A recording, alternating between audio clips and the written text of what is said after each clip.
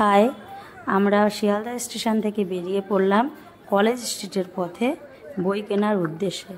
আজ কলেজ স্ট্রিটের অভিজ্ঞতাটা তোমাদের সাথে শেয়ার করব। চলো তাহলে যাওয়া যাক। এই যে আমরা একটা ধরে নিলাম অটো, এবার অটো চেপে আমরা কলেজ স্ট্রিটে যাব। মাত্র 5 মিনিট লাগবে এখান থেকে, হেঁটেও যাওয়া যায়। আমরা যাচ্ছি অটোতে করে, যে সোনাকে কোলে বসিয়ে নিয়েছি। আজ আমরা ওখানে গিয়ে কি করি তোমাদের সাথে শেয়ার করব। কথা বলতে বলতে আমরা পৌঁছে গেলাম কলেজ স্ট্রিট। দিনটি ছিল 15 আগস্ট, যে কারণে বড় বুক স্টলগুলো সবই প্রায় বন্ধ ছিল। এই দিনটাতে প্রচুর অফার দেওয়া হয় পুরনো বইয়ের উপরে। যাই হোক, তাহলে চলো বইগুলো কিনে নিই। ও, তোমাদের একটা জিনিস বলাই হলো না, ওই দেখো ইন্ডিয়ান কফি হাউস। এর অভিজ্ঞতাটা পরে শেয়ার করছি। আজ কলেজ স্ট্রিটটা একটু অন্যরকম অন্যান্য দিনের থেকে।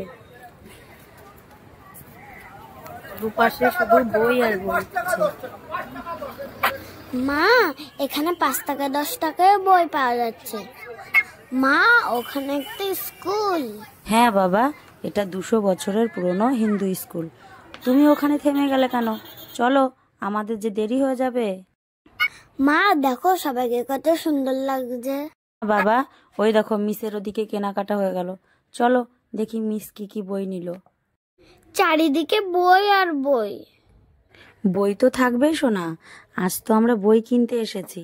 আজ 15 আগস্ট, ফুটপাত জুড়ে পুরোটাই বই বিক্রি হয়। এখানে শুধু পুরনো বই না, নতুন বইও বিক্রি হয় অনেক কম দামে। তবে একটু তোমরা দামাদামি করে নিও। মাম্মা, আমার জন্য কত বই না নেবো, তোমার জন্যই তো নিতে এসছি। মা দেখো, আঙ্কেলটা 3 বস্তা বই কিনে ফেলেছে। আমাদের আসতে একটু দেরি হয়ে গেছে না, এখনো অনেক আছে, এখনো তেমন লোক আসেনি, প্রচুর ভিড় হয়। আর একটু পরে ভীষণ ভিড় হবে। এখন সবে 11টা বাজে। এবছরটা অন্য বছরের তুলনায় একটু বৃষ্টি বেশি হওয়ার কারণে এই ফুটপাত জুড়ে একটু বইটা কমই। দেখো এখানে ঢেলে বিক্রি করছে, অন্যান্য বছর পুরো রাস্তা জুড়ে বিক্রি। তাহলে চলো আমি কিছু বই কিনে নিই। নেক্সট ভিডিওয়ে দেখাবো আমি কি বই কিনলাম। Tata, bye bye.